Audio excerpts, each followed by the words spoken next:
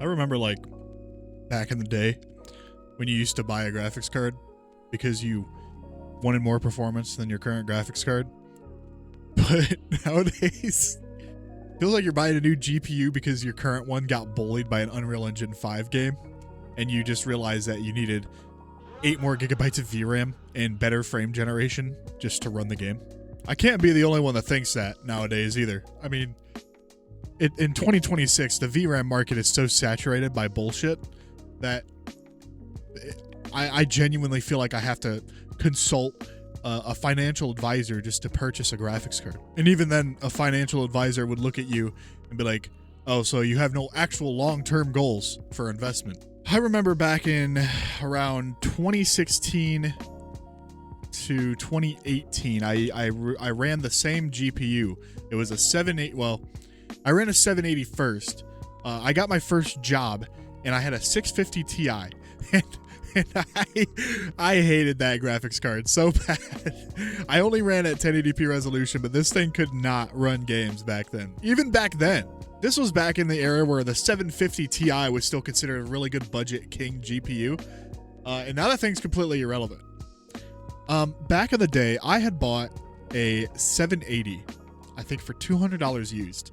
I had my first job, and I had researched GPUs, and for some reason that was the one I settled on. I'm not sure why, but I settled on a 780. I ran that card for maybe not even a year before I got a really good deal on a 780 Ti. I used that card until mid 2018. So I used this card through the release of the 10 series. I also used this card through the release of the 1080 Ti. One of the most legendary GPUs of all time. You cannot change my mind. I lived by myself at the time. I made pretty decent money. My rent was cheap. I could afford to get just about whatever I wanted, but I sucked at saving money. And I mean, I sucked at saving money.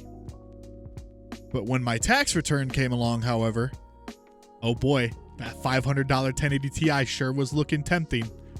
I went and bought a used EVGA Superclocked 2 1080 Ti and a brand new Dell 1440p 165 Hz TN panel. Guys, I don't know how much you know about panel types, but TN panels, they don't look good. They look like butt. But at the time, this didn't matter to me. I didn't care. That didn't bother me. It was whatever. Now, you're probably asking yourself, why are you rambling on like a bumbling idiot? What's the point here? Get to the point. The point is that buying a GPU back then used to feel so much more exciting than buying a GPU now. The 1080 Ti back then had 11 gigabytes of video memory. That was more than anybody was using for anything. Let's be entirely honest. Unless you're doing 3D work or like workstation stuff, 11 gigabytes of video memory for gaming back then was overkill. The crazier part is people are still using 1080 Ti's to this day. I hope nobody else is using a 780 Ti still. If you are, reach out to somebody for some help. Or maybe you're one of those guys that just plays like old school RuneScape and that card's just way overkill for that and you're completely fine. But right around the time I bought this 1080 Ti was also right around the time when the 20 series was starting to come out. And oh boy, don't get me wrong. I used this 1080 Ti for a while. I used this thing from when I bought it in mid 2018 all the way up till 2020 when it died. Now, when this card died, I was heartbroken. I was just devastated. I shed a single tear.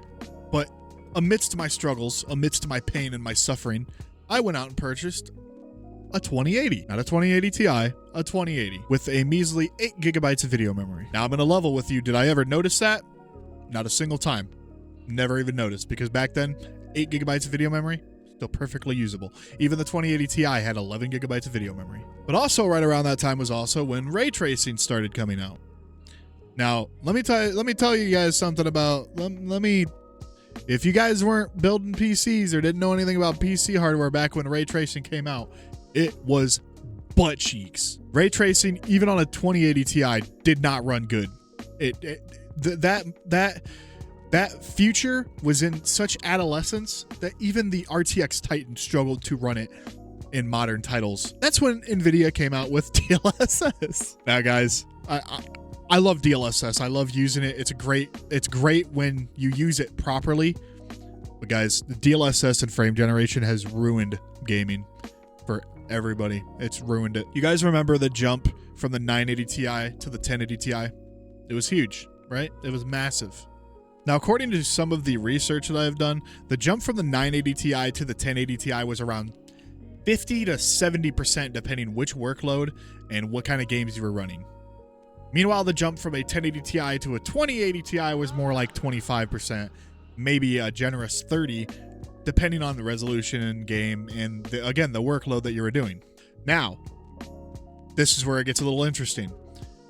The 30 series was a legendary launch for a lot of reasons, because it kind of reinvigorated that exciting feeling that you would get when you bought a new GPU, because you were getting an actual jump in performance. I mean, from the 2080 Ti to the 3080 was about maybe 20 to 40% faster, depending again on the workload and the title, you know, and blah, blah, blah, blah, blah. But it was also ruined by scalping and lack of production. Like there wasn't any GPUs to buy. This was before the whole AI thing was massive. So this was mostly like mining and stuff was what the problem was becoming. I mean, guys, when I bought my 3080 back when I bought it, I think I spent, you know what? Hang on. We'll go check. I can guarantee I can look at it on my Newegg purchase history. Oh my God. It disgusts me. It pains me to see it. I'll put a screenshot right here so you guys can see it. By the way, I ordered that card the day after my birthday. That was my birthday present to myself. And guys, that was not even the highest end GPU of that generation. Now, don't get me wrong. I loved this card. I was so excited when I got it. It was a great card. I used the crap out of it. But the money that I spent on that fucking card, man, I got obliterated. Now, I also think this is right around the time where I finally made the move to Z690, because I was running X299 at the time, and I had finally made the jump to 12th gen. Because for some reason, I absolutely refused to dump my i9-7940X because I was running some pretty hefty overclocks on that thing.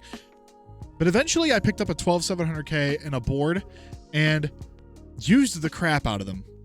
Now I ran DDR4 for a while, then I finally moved up to DDR5, and I bought a really nice 32GB kit of 6000 megahertz RAM. Also, guys, for reference, that 32GB kit that I bought back then was $127 in 2023. Oh my God. That same exact kit, the same exact kit right now, is $509. Anyways, this video is not about the RAM prices. That's another video entirely that I don't even want to make, if I'm being entirely honest. The point that I'm getting at, you could buy a used 1080 Ti for around $150, $200. I've checked. Used prices are pretty normal for that card. I'm not saying that you should buy one. I'm not saying you should. But if you're in a pickle and you're waiting to get a GPU, but you want something that'll tide you over, that card's still great. That 11 gigabytes of VRAM helps it hold its own to this very day.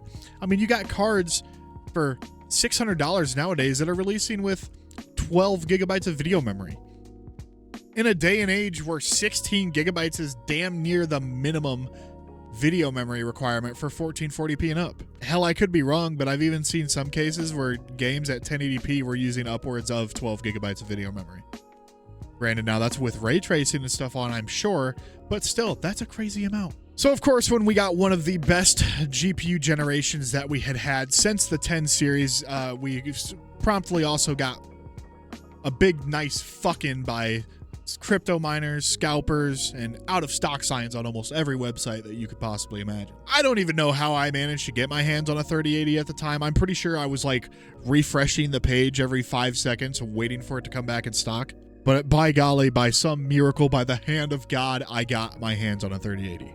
And even buying it at the price that I paid, I was so excited. I got like a TikTok video of me like opening the box and just like screeching at the top of my lungs because I was so happy about this card. That card introduced me to the world of newer DLSS and better ray tracing, because the 2080 sucked butt at ray tracing. And then I dare say that it went all downhill from there.